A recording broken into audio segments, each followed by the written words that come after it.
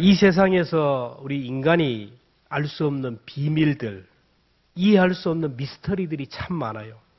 이러한 비밀들이 과학 문명이 발달되면서 많은 부분들이 이렇게 밝혀지고 있지만 아직까지 풀리지 않는 미스터리들이 있어요. 9.11 테러로 인하여 미국의 쌍둥이 빌딩이 폭파가 되었는데 수천 명이 죽었습니다. 그 빌딩의 주인이 유대인이에요. 그 빌딩에서 가장 많이 일하는 사람도 유대인이에요. 근데 테러로 인하여 유대인이 한 명도 죽지 않았다라는 거. 이게 바로 미스터리입니다. 사전 정보를 얻었든지 유대인은 한 명도 죽지 않았는데 쑥대밭이 된 그 땅을 사들인 사람도 유대인이에요. 그 지역이 뉴욕의 최고의 관광지가 될 줄을 아무도 몰랐습니다. 그러나 유대인들은 알았어요. 유대인들은 한 명도 안 죽고 모두가 부자가 되었어요. 비밀을 아는 사람은 확실히 다르게 살아가요. 우리 삶을 살아가면서 남들이 모르는 그 비밀을 아는 사람이 리더가 되는 것을 보게 됩니다. 우리가 살아가면서 영적인 비밀을 알면 내 영혼이 구원을 받고 이 세상에서도 행복하고 다음 생에서도 행복하게 살아갈 수가 있어요. 영적인 비밀 가운데 생명의 신비, 또 죽음의 신비, 부활의 신비가 있어요. 자, 우리가 생명의 신비가 미스터리입니다. 아직까지 과학 문명이 발달되어도 생명은 만들 수가 없어요. 하나님이 천지 만물을 창조하실 때 만드신 그 생명이 지금까지도 이어지고 있어요. 끊어지지 않고. 인간이 잡아먹고 멸종시켜가지고 멸종이 되지만 하나님이 주신 생명은 스스로 하나님이 주신 자생력에 의해서 날마다 번창하고 살아가는 거예요. 아무리 기술이 발달돼도 종자는 개량할 수 있지만 생명은 만들 수가 없어요.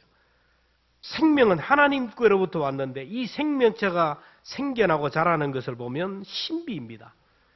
모태에서 한 생명이 잉태가 됩니다.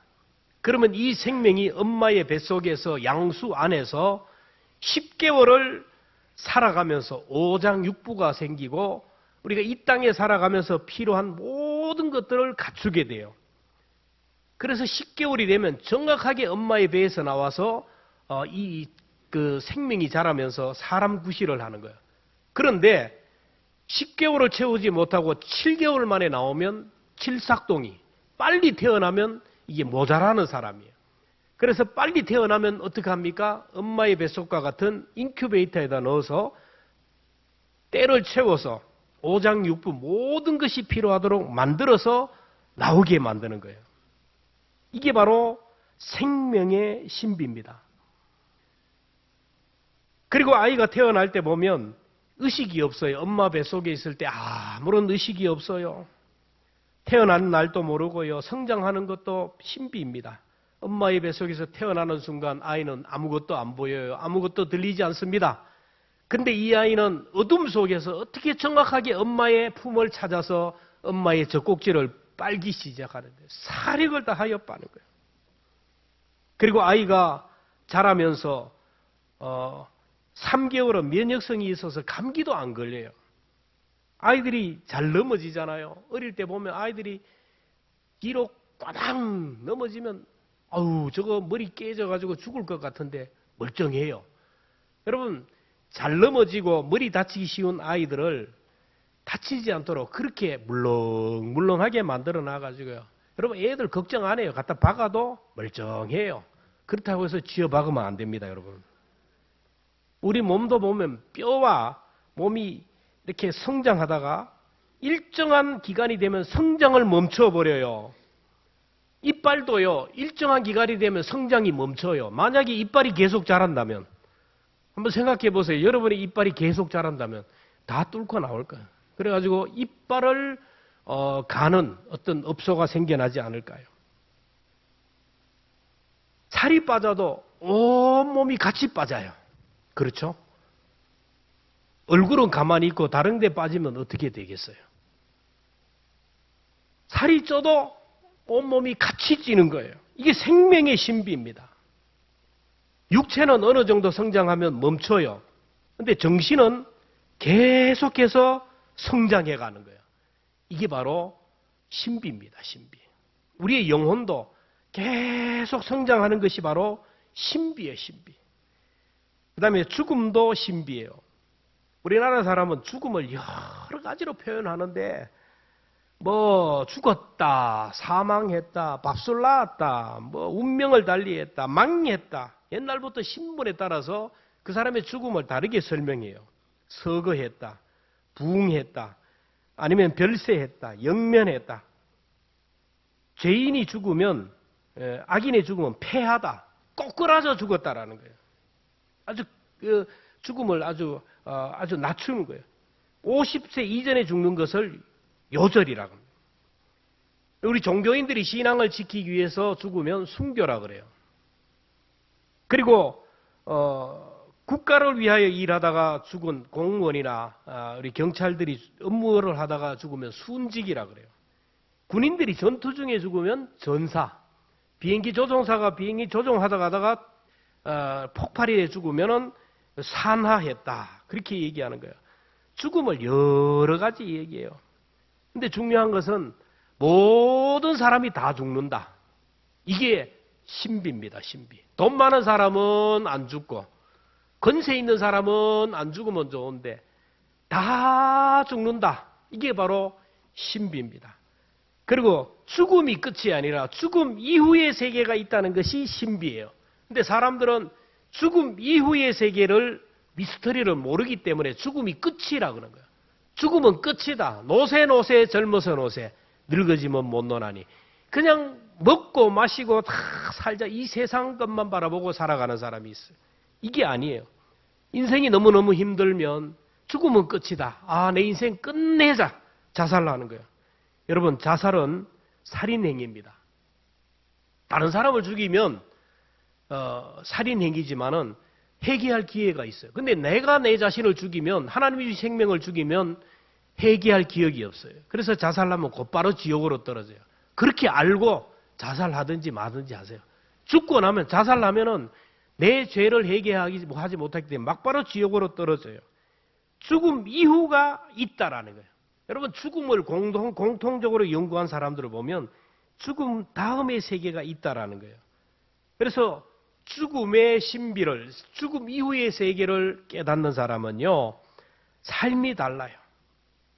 죽음이 끝이 아니기 때문에 많은 사람들이 죽음을 두려워해요. 믿는 사람이나 믿지 않는 사람이나. 그래서 우리나라 사람이 만나면 인사가 뭐예요?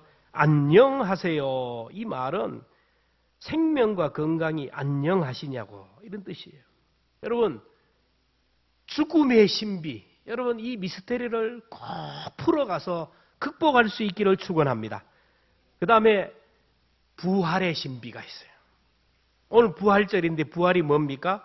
죽었던 사람이 살아나는 것을 부활이라 하지 않아요. 가끔 보면 우리 주변에 죽었던 사람이 살아나는 일들이 있어요. 성경에도 보면 예수님도 죽은 사람을 살렸어요. 구약에도 보면 사르밧 과부의 아들을 살린 뭐 이 얘기도 나오고 수넴 여인의 아들을 살린 얘기도 나와요. 예수님도 나사로를 살리고 해당장 야이로의 딸을 살리고 죽은 나인성 과부의 아들도 살렸어요. 사도행전 9장에 보면 베드로는 다비다라는 여인을 살렸어요.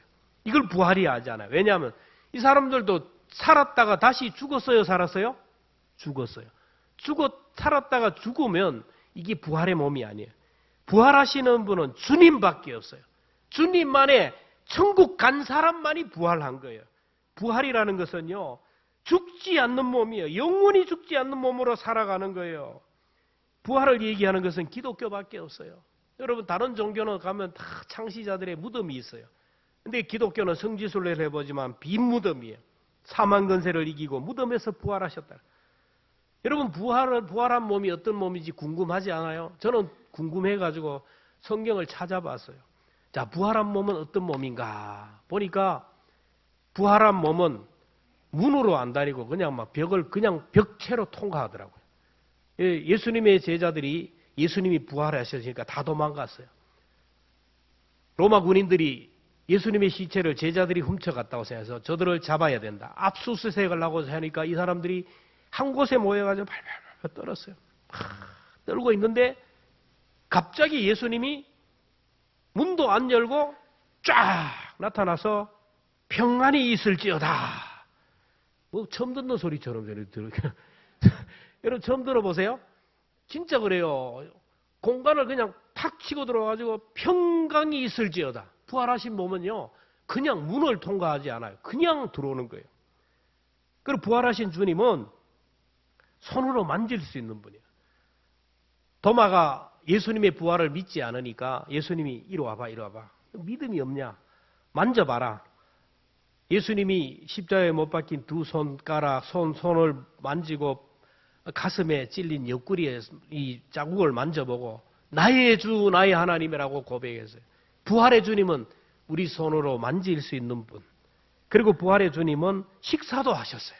부활하신 주님이 제자들과 함께 식사를 하셨잖아요.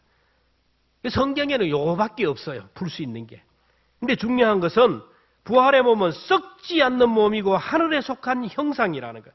자, 고린도전서 15장 48절 49절 함께 봅니다. 시작. 무릇 흙에 속한 자들은 저 흙에 속한 자와 같고 무릇 하늘에 속한 자들은 저 하늘에 속한 이와 같으니 우리가 흙에 속한 자의 형상을 입은 것 같이 또한 하늘에 속한 이의 형상을 입으리라. 여러분 하나님의 말씀을 읽을 때 가만히 있지 마세요. 읽는 자와 듣는 자와 그 가운데 기록된 말씀을 지키는 자가 복이 있어요. 읽음으로 인하여 만든 복을 누릴 수 있기를 바랍니다.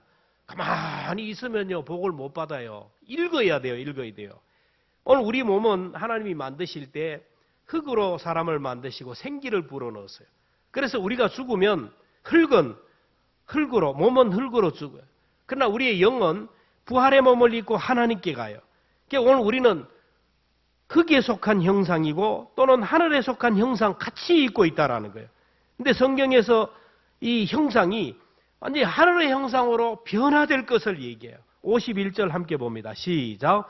보라, 내가 너희에게 비밀을 말하노니 우리가 다 잠잘 것이 아니요 마지막 나팔에 순식간에 다 변하리라. 이 변화라는 말은 이게 생명으로의 변화를 얘기하고 생명으로 변화시키는 변화자를 의미해요. 같은 의미입니다. 영어로 말하면 change예요. change. 부활을 여러분 다른 것으로 한번 설명을 해보겠습니다. 산불이 나가지고 지금 온 땅이 온 세상이 그냥 확 불타버렸잖아요. 옛날에 우리 그 시골에 있을 때도 불이 났어요. 산불이 확 타면 완전히 새까맣게 다 타버려요. 그러면 어른들이 뭔 말을 하세요? 산나물 많이 나겠네. 이 산불 나가지고 막 아름드리 나무가 다 타 죽는데 뭘 해요? 산나물 캐러 가야지. 이 생각을 하고 있다니까요. 다 죽었어요. 그런데 봄이 되면 거기에 뭐가 올라와요? 새로운 생명체가 올라온다라는 거예요. 생명체. 여러분 고목나무, 죽은 나무하고 살아있는 나무 겨울에는 아무도 분간이 못해요. 잎사귀가 다 떨어졌어요. 앙상합니다. 다 똑같아요. 그런데 봄이 되면 살아있는 나무는 움이 틉니다.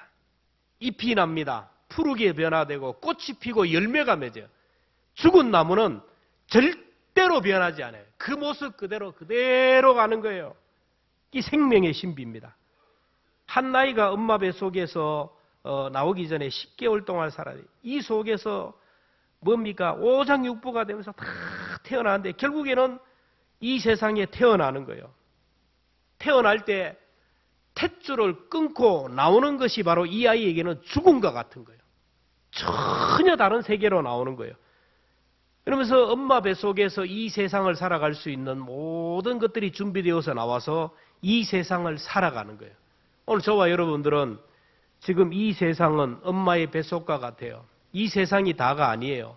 사람들은 얘기합니다. 하나님이 어디 있느냐? 천국이 어디 있느냐? 엄마 뱃속에서 세상이 어디 있냐? 태양이 어디 있고 나무가 어디 있고 달이 어디 있느냐? 그렇게 아무리 자기가 부인해도 세상은 존재하듯이 우리가 여기에서 하나님이 없다, 천국이 없다 아무리 부인해도 천국은 존재하고 계시고 하늘나라는 존재하는 줄로 믿습니다.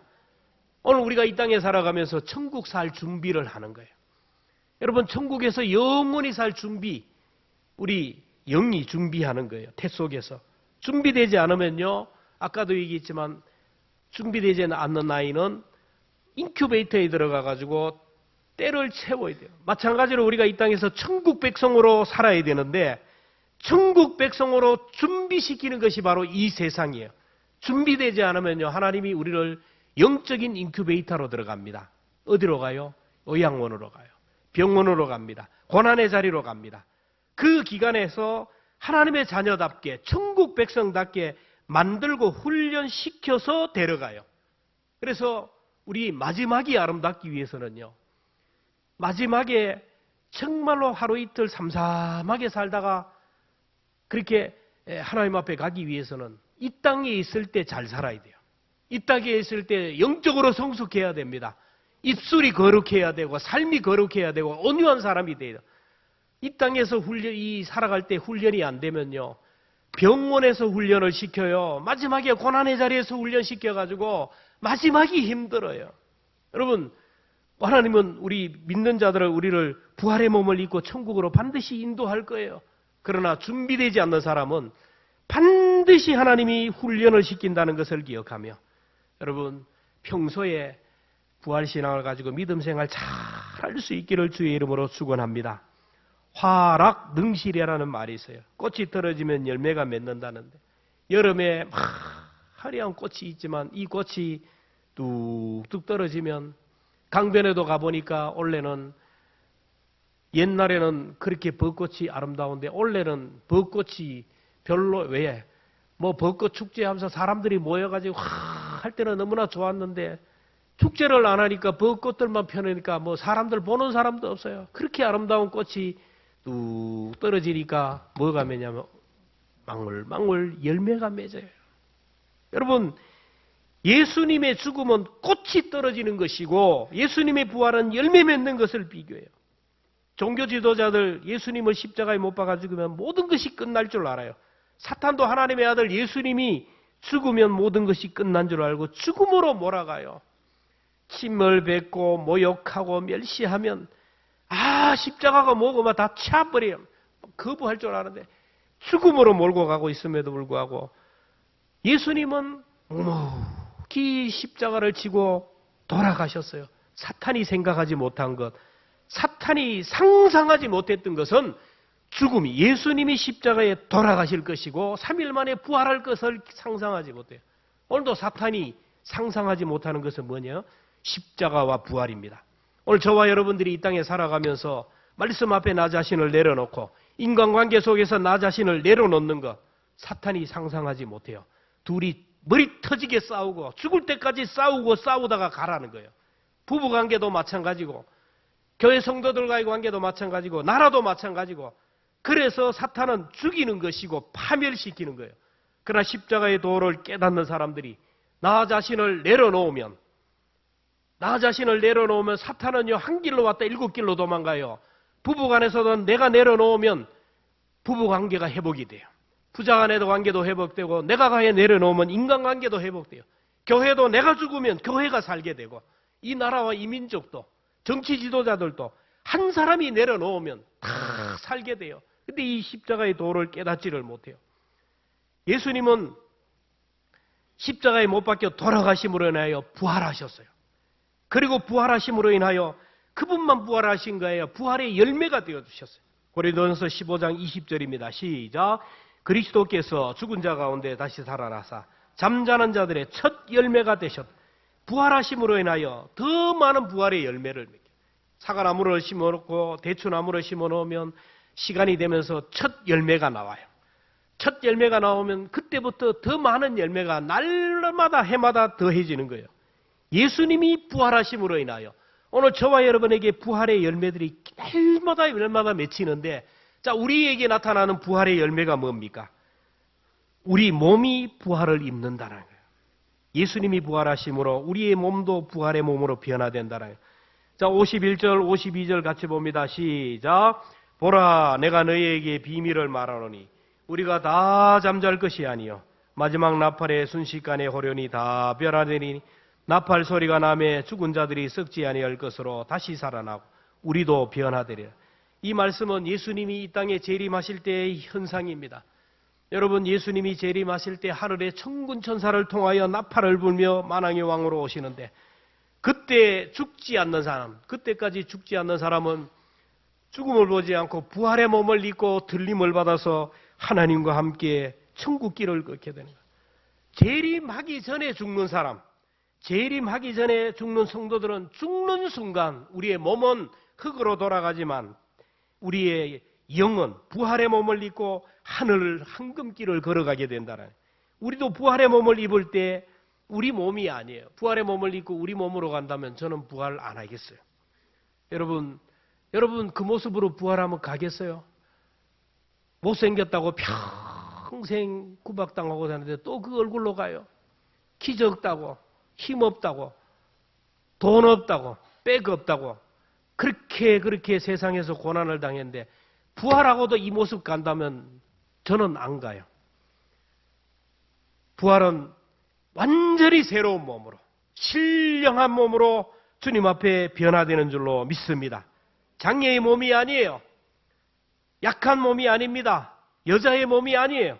신령한 몸으로 부활하는 거예요. 오늘 54절에 보면 이 썩을 것이 썩지 아니함을 입고 이 죽을 것이 죽지 아니함을 입을 때에는 사망을 삼키고 이기리라. 기록된 말씀이 이루어지라. 부활의 소망을 가진 사람은요, 절대로 죽음을 두려워하지 않아요. 죽음 앞에 당당히 찬양하는 거예요.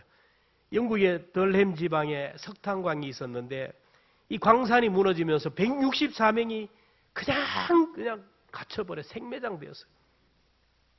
구조하기 위해서 들어가 보니까 163명이 다 시체로 발견되었는데 164명 중간쯤에 아주 작은 판자에 이런 글이 적혀 있었다고 합니다.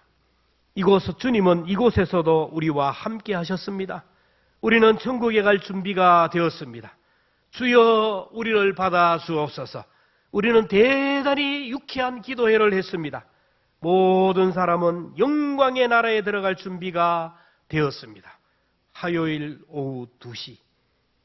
이 사람들은 다 부활의 주님을 믿는 사람이고 죽음 가운데서도 부활 소망을 가지고 부활한 사람이에요.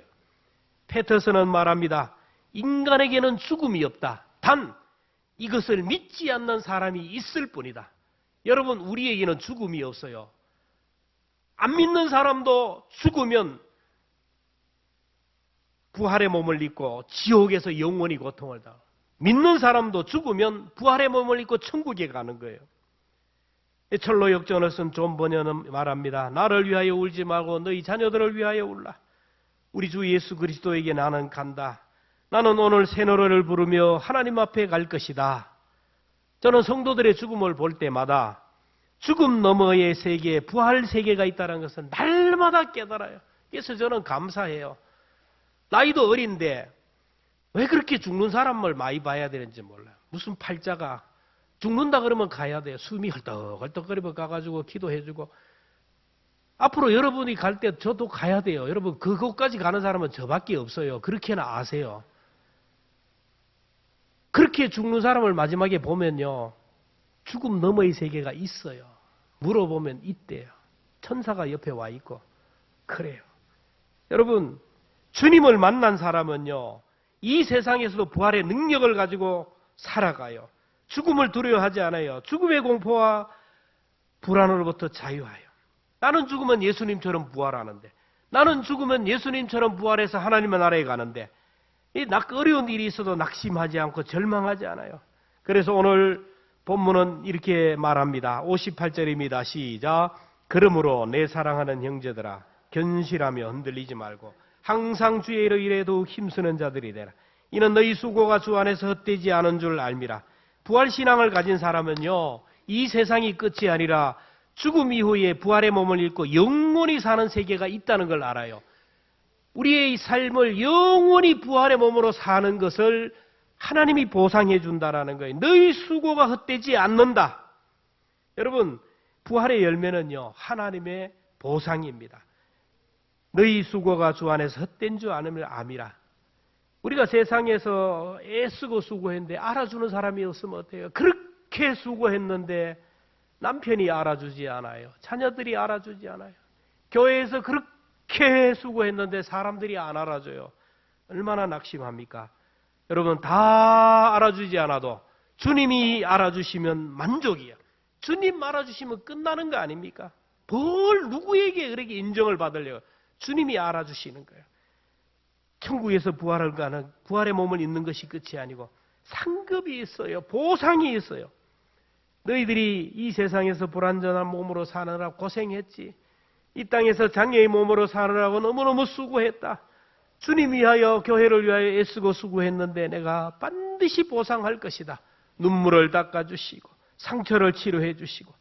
그래서 이 땅에 살면서 고난이 많은 사람, 주 위하여 고난을 당하고 어려움을 당한 사람이 많은 사람일수록 여러분 하나님의 보상이 있는 줄로 믿습니다. 불편한 몸을 이끌고 주님 앞에 나와 예배하는 분들 하나님의 특별한 위로가 있을 줄로 믿습니다. 주님 위하여 헌신하고 애쓴 분들, 주방에서 이 더위에 또 애쓰고 수고한 거 누가 알아주노? 주님 알아주시면 끝나는 거예요. 우리나라 초대교회 때 어느 교회 한 영수는 평신도 지도자예요. 예수를 오래 믿었지만은 재림신앙이 없어요. 주님 다시 온다는 그 재림신앙이 없어요. 어느 날 잠을 딱 깨고 나니까 옆에 부인이 없어요. 그래서 부인이 없는데 옆에 보니까 부인의 성경책이 있는데 거기에 빨간 줄로 이렇게 그 말씀에 빨간 줄로 이렇게 언더라인을 그때 두 사람이 밭에 있으며 하나는 데려감을 당하고 하나는 버려둠을 당할 것이요. 두 여자가 매를 갈고 있으며 하나는 데려감을 당하고 하나는 버려둠을 당하다. 딱 보는 순간 아이고 부인은 가고 나만 남았네. 큰일 났다. 건너방에 있는 아들 방을 열어보니까 아들도 없고 며느리도 없어요. 이야 진짜 나만 남았네. 교회로 뛰어갔어요. 뛰어가니까 온 성도들이 모여가지고 목사님을 중간에 놓고 막 잡아 죽이려고 하는 거예요. 야 목사 너 막 머리를 채를 뜯고 잡아 먹으려고.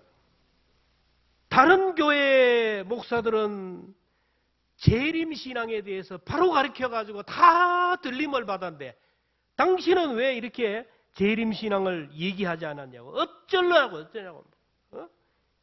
당신이 똑바로 가르쳐줬으면 우리가 준비해서 들림을 받았는데 제대로 가르치지 않아서 아우성을 치고 난리야. 목사는 죽는다 그리고 교인들은 잡아 뜯어 먹으려고 그리고 막 이걸 보는 성도가 너무 마음이 아파서 큰일 났다. 나는 어떡하노 하는데 옆에서 부인이 막 잡아 깨우는 거야. 일어나라고. 왜 그러냐고. 한바탕 잠이었어요. 꿈에서 깼어요.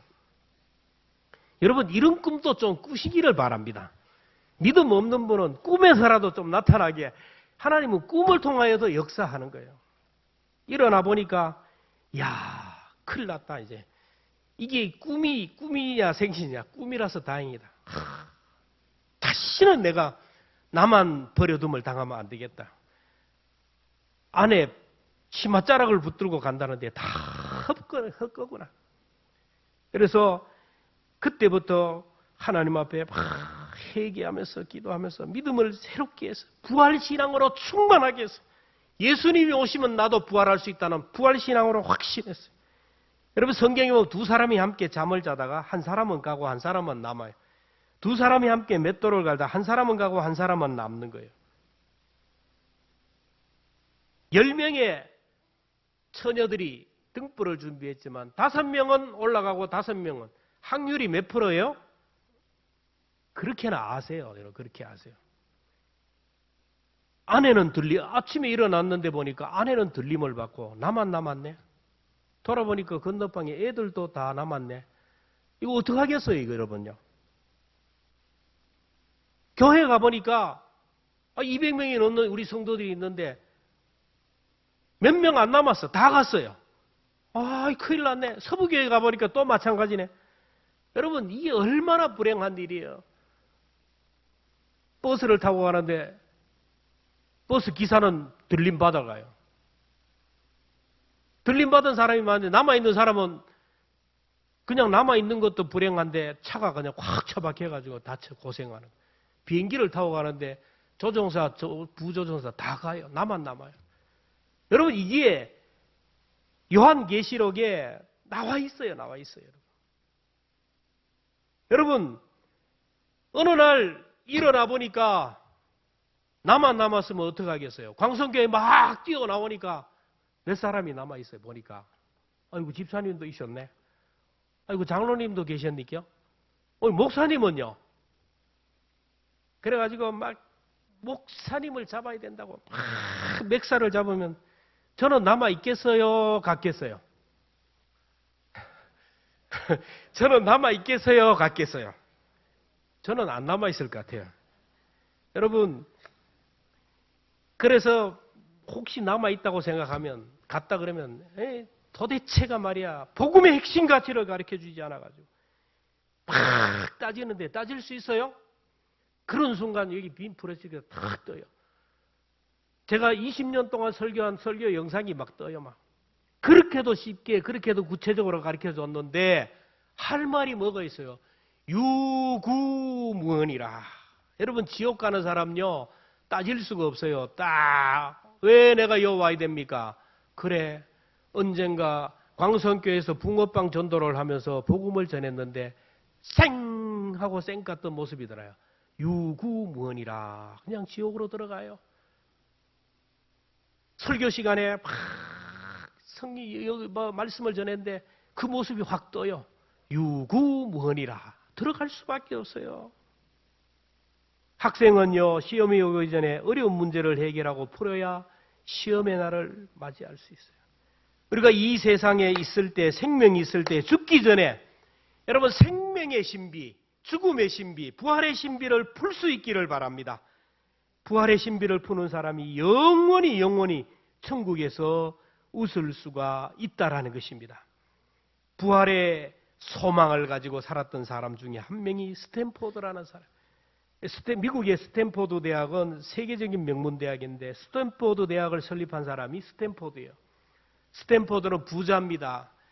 캘리포니아 상원 의원입니다. 아들이 너무 잘생겼어요. 똑똑합니다. 잘 나가는 장래가 촉망하는 아들인데 어느 날 갑자기 죽었어요. 사고로. 극도의 슬픔에 빠져가지고 장례식을 하는데 먹지도 못하고 잠자지도 못하고 우울하게 막 한순간 잠깐 잠이 들었는데 꿈속에서 아들을 만났어요. 아들은 육신의 몸을 입고 있는 그 몸이 아니에요. 완전히 새로운 몸을 입고 아버지에게 와서 아버지를 위로합니다. 아버지 왜 울고 계세요? 더 이상 슬퍼하지 마세요. 나는 부활의 몸을 입고 예수님 곁에 있습니다. 부탁이 있습니다. 저 대신 청년들을 도와주세요. 부활의 주님을 알지 못하고 세상으로 방황하는 죽어가는 저 영혼들, 수많은 시간과 에너지를 양보하는 저들에게 복음이 들어가면 수많은 사람을 구원하고 부활의 몸으로 부활의 길로 인도하는데 저 영혼들을 길러주세요. 이 한상을 보고 스탠포드의 인생관이 바뀌었어요. 예수님도 살아계시네. 내 아들도 살아계시네. 스탠포드는 이런 믿음이 생기니까 자기가 가진 것이 아까운 것이 하나도 없어요. 여러분, 내가 가지고 있는 물질, 내가 가지고 있는 것이 아깝다는 사람 발발 떨면요 부활신앙이 없는 거예요. 아들의 소원을 들어주기로 합니다. 청년교육에 전력을 다합니다. 그 당시 거액인 2천만 달러를 200억을 바쳐서 오늘의 명문 스탠포드 대학을 설립했어요. 어려운 학생을 돕는 데 힘을 기울였습니다. 그는 죽을 때 유서를 남겼어요. 내 재산 10원짜리 하나 남기지 말고 천년 교육에 사용하라. 외아들의 죽음으로 인하여 부활신앙을 갖고 그 평생을 부활신앙으로 살았다라는 거예요. 주님 우리에게 말씀합니다. 그러므로 내 사랑하는 형제들아, 견실하여 흔들리지 말고 항상 주의 일에 더욱 힘쓰는 자가 되라.